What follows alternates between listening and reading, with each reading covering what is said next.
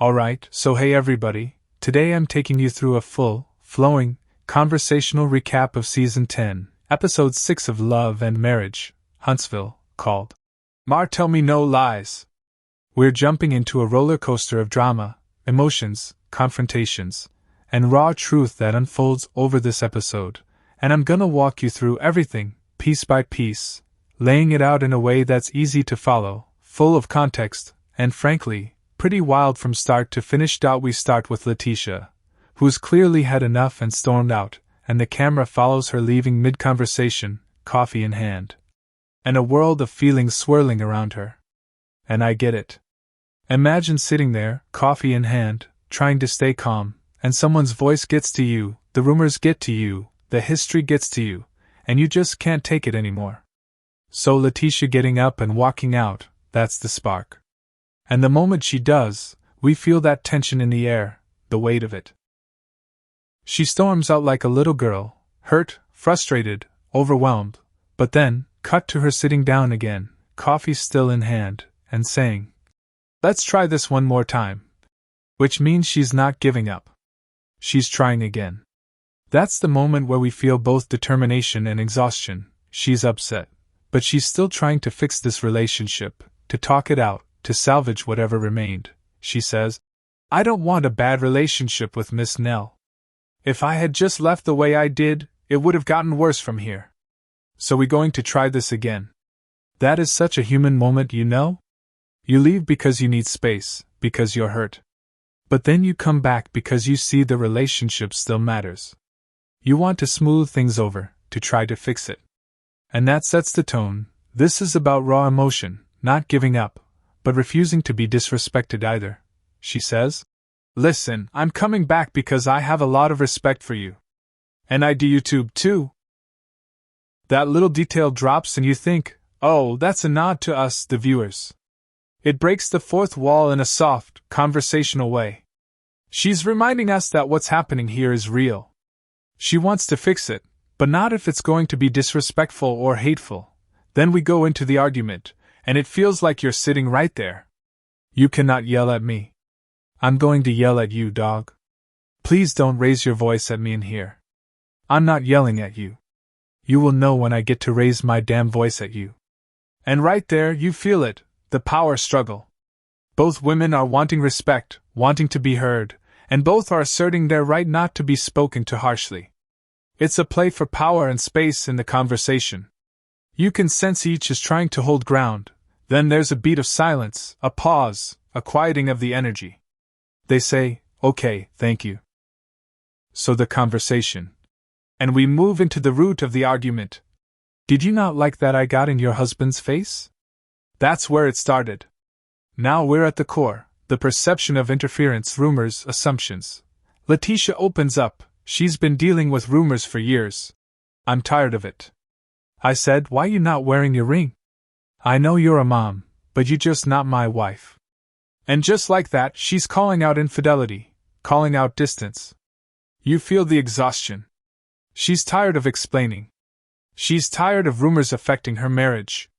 She says, "The rumors have played a major effect in my marriage. Why is it a messy thing that continues to come back on?" Those lines carry so much weight. They're not accusations, she's just worn down, vulnerable. Then she gets emotional. "I'm sorry to get teary-eyed. I'm just so tired. Everybody comes with the same BS." That's a gut punch. It's real. She doesn't want drama, she just wants peace, trust, stability. Then she turns to Nell. Nell is someone who's also felt betrayal, cheated on. Being that you had to actually deal with cheating from your husband, you should know exactly how it feels. That's empathetic, it's a plea, it's saying, "Can we slow down? Think before you react?" And Nell responds, "I appreciate you being transparent, and that's what I wanted." That's the moment where both women are trying to align emotionally. They're meeting in the middle, attempting to connect through shared pain. You feel Letitia letting her guard down. This is the turning point between them, not enemies, maybe. Then there's a voiceover from someone watching in the booth, talking directly to us viewers, analyzing. I feel like Letitia is actually letting her guard down. There's been talk about her marriage and people keep coming for her. I should give her some grace cause I do genuinely like Letitia. That's a moment where we get context. We see how reflection from the show's vantage point invites empathy. We're reminded that there is a person behind the anger, behind the drama, even Letitia, who's been portrayed as defensive. Next we catch a recasting of Martell. Someone says, "I think Martell doesn't like the person he's become." And there's this wish behind it, that he returns to who he used to be. "My number one desire for him is that he becomes that person again," they say. That's an emotional plea, rooting for redemption, for self-realignment. There's recognition of hurt, of embarrassment, of ego. That's humanity right there, Letitia says. I've had several conversations with him, and they seem fine in the moment. The tension grows. You feel the dread of post-conversation fallout. She finishes. You right. Again, the rawness. Then, you don't have to be what you've been projected to be. If you can let all the hurt, all the embarrassment go, life's too short. That is so simple yet so deep. Forgiveness. Letting go for peace. We then shift scenes to the children. There's a child asking, "Who's your favorite parent now?" "Mom." And the reaction, "Good talk, Mace." That's heartwarming. It grounds everything in family. It's a reminder of innocence, of love that isn't complicated. Then the father's thoughts. Where'd she get that attitude from? She's growing up. Yeah, she'll have friends. I like her friends. That's tender. Moments like that offset the drama. They humanize the cast beyond the fights. They show love, parenting, care. Then we return to Letitia's perspective, reflecting after she left and came back to Nell. She recalls Nell said she didn't like Letitia getting in Chris's face at the party. Letitia responds, "I don't recall getting in his face." But she pushes back on the rumor that Martell and Maurice get people to sign NDAs. That's how rumors swirl, through half-truths, hearsay. Emotions spill over, voices escalate.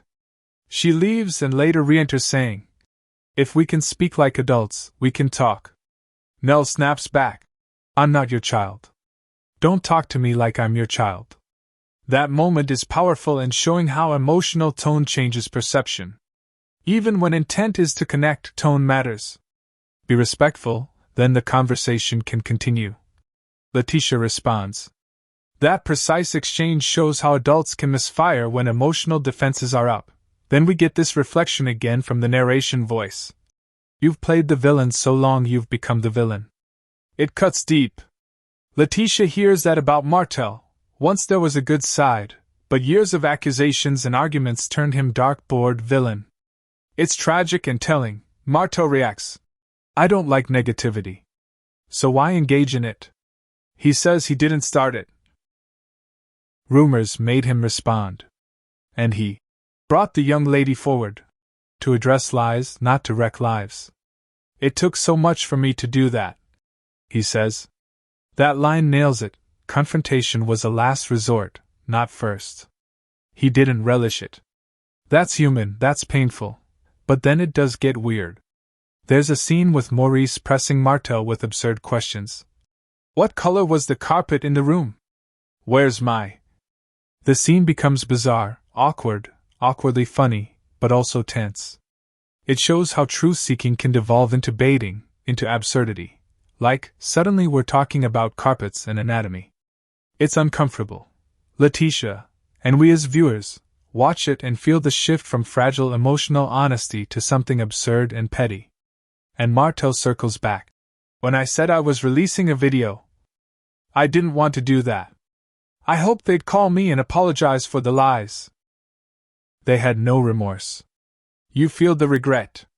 He's not proud, it still stings, then. They've come for me for years. I don't want them to think I'm trying to divorce them. But if you keep coming for me, I'm going lower and lower. That's an ultimatum fueled by pain and desperation. You want to feel sympathy, but also dread at how deep this can go. The tone gets strange again with questions like, what was the rug color? Are you an attorney? Sue us. It's deflective, defensive, chaotic. It underscores how emotional conflicts spiral, how truth and blame blur. Then Letitia reflects. In your video, you said you weren't there, you were gambling. So which one is it?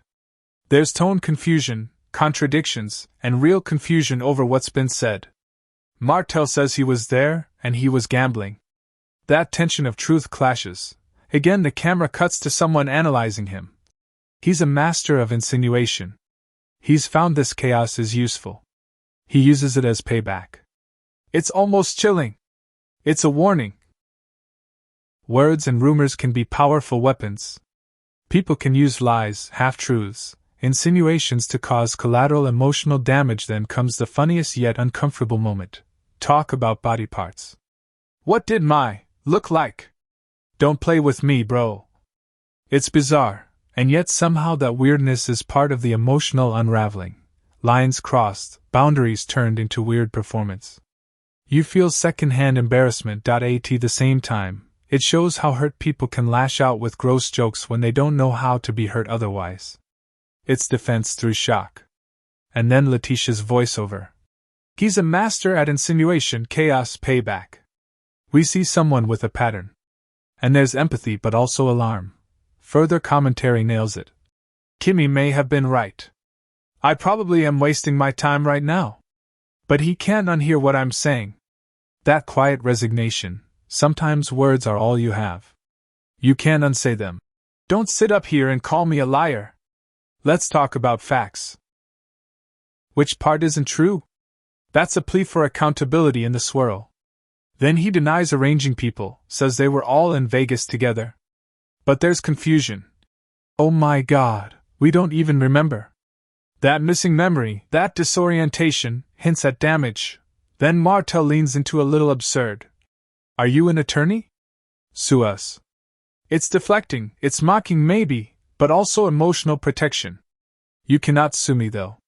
It's ludicrous and soul-eating at the same time. Then reflection. There's unique things about my anatomy you wouldn't forget. That odd skewing of personal boundaries, humor turned weird under emotional pressure, and someone says, "This is a mess, isn't it?" That is an understatement. Yet human. Deeply messy, deeply emotional. Then they try to parse that moment with empathy. If a guy is in a room watching another guy have sex and he's not, he's looking at something. It's uncomfortable and revealing. Even presence can feel like betrayal, or weird. So many layers of emotional conflict. Letitia chimes in mentally. I think he imagines things in his mind. Plans fall apart. He's got this diabolical mind. That's a harsh judgment, painful but maybe grounded in years of hurt. We get another voiceover. I'm trying to find out if that's who he is, or is this other person. You keep wanting to get him back to the way he was. He's always been this way, it's just circumstances brought it out. That insight tinges the entire story. Maybe he wasn't always like this. Maybe now he just is, finally. When he's the nice guy, he's the nice guy. When he's not, he's not. The duality, the unpredictability, the tension between who he could be and who he is. In the closing, the narrator voice comes through. I've realized what makes him tick. He wants a fight. I'm not going to beat him up. The goal is making sure it doesn't happen. There's acceptance, awareness, boundaries. You don't have to fight, but you can protect yourself. And that, dear viewers, is the emotional landscape of Season 10, Episode 6. Martell Me No Lies. It's hurt, defense, confrontation, regret, puzzlement, and the search for respect and truth. It's raw, messy, real. And it leaves you thinking, is there redemption? Can people change? Can hurt be healed? Thanks for letting me walk you through this emotional storm. If you watch through this full recap, you get the deeply human tangled web these cast members navigate. You feel the heartbreak, the frustration, the humor, the odd moments of levity, and the underlying plea for understanding and closure. That's what keeps us tuning in, because we see echoes of ourselves in the struggle between being heard and being hurt.